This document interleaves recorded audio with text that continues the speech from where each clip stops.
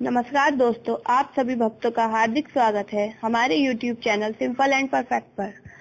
भक्तों, आज आप सभी के समक्ष में श्री बालाजी महाराज के मेहंदीपुर धाम से जुड़े इतिहास का वर्णन करने जा रही हूँ। तो सभी भक्त जरा ध्यान से सुनिए और सभी मिलकर एक साथ कहें जय श्री राम। और इस प्रकार कथा का आरंभ करते हैं। भक्तों, त्रेता युग में जब भगवान श्री राम अपनी लीला समाप्त कर वैकुंठ धाम को वापस लौटने वाले थे, तब उन्होंने अपने प्रिय भक्त हनुमान जी को पास बुलाकर एक बात कही। हे पवन पुत्र, कलयुग में तुम्हारी पूजा प्रधान देव के रूप में की जाएगी। इस प्रकार का वरदान देकर भगवान श्री राम हनुमान जी को कलयुग में अपने भक्तों की रक्षा करने का दायित्व सौंपकर वैकुंठ धाम को चले गए।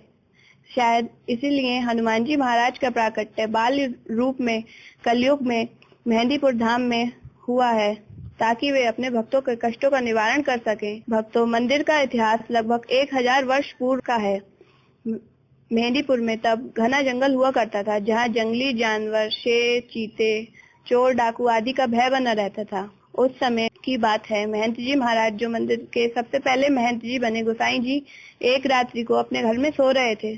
तभी उन्हें स्वप्न में कुछ अद्भुत नजारा दिखाई दिया। उन्होंने देखा कि स्वप्नावस्था में एक अनजान जगह पर उठकर चले गए हैं, जहां पर सामने से एक विशालकाय फौज हाथी घोड़ों से सुसज्जित चली आ रही है, जिसमें हजारों दीपक, मशाले आदि जलती हुई लेकर सारे सेना के लोग आ रहे हैं। तभी वह फौज एक जगह आकर रुक गई है, जहां पर 3 देव विराजमान है, श्री बालाजी महाराज, प्रेतराज सरकार और भैरव बाबा।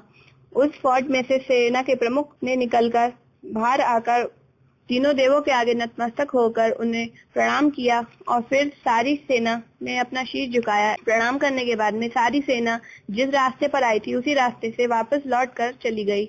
महंत जी महाराज चुपचाप खड़े खड़े यह दृश्य देख रहे थे।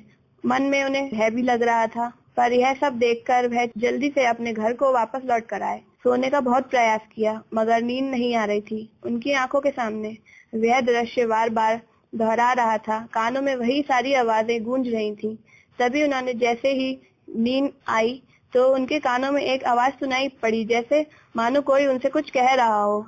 जैसे ही उन्होंने आंख खोली, तब स्वयं भगवान हनुमान जी महाराज उनके सामने प्रकट हुए और उन्होंने कहा, हे मेरे भक्त, मैं तेरी सेवा से प्रसन्न हूँ। अब मेरी पूजा अर्चना का भार तुझे ही निर्वहन करना है। तब महंत जी महाराज ने उनसे एक वर मांग लिया। उन्होंने कहा, हे प्रभु जी, मुझे यह वरदान दीजिए कि आने वाले मेरे वंशज भी आपकी पूजा का सौभाग्य प्राप्त करें। और भगवान ने उन्हें यह वरदान दे दिया और तभी भगवान अंतर्ध्यान हो गए। अगले दिन वह उसी जगह पर सुबह उठकर गए।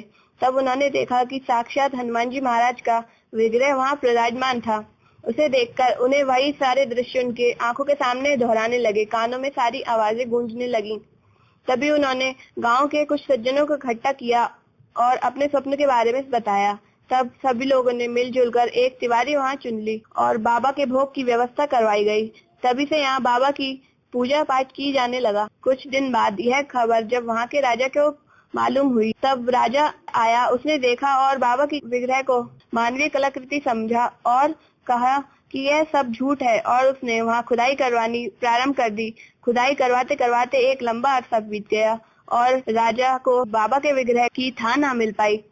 तब उसने अंत में हार मान ली और घुटने टेक दिए और बाबा के सामने यह प्रार्थना की, हे महाराज, मुझे अपना बालक समझकर माफ करें।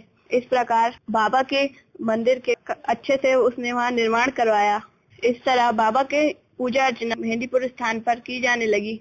तभी से बाबा के द्वारा भक्तों का कल्याण किया जाने लगा और बाबा अपने भक्तों पे सदैव कृपा करते हैं। जो सच्चे हृदय से बाबा की पूजा पाठ करता है, सच्चे हृदय से उनका ध्यान करता है, वे अवश्य ही उसकी सभी विपदाएं दूर करते हैं और उस पर अपनी कृपा बनाए रखते हैं। इस प्रकार बाबा की कथा संपन्न हुई। बोले जय श्री राम। आप सभी भक्तों से अनुरोध है कि अगर आपको मेरी यह वीडियो पसंद आई हो तो प्लीज इसे लाइक करें, शेयर करें और सब्सक्राइब करें।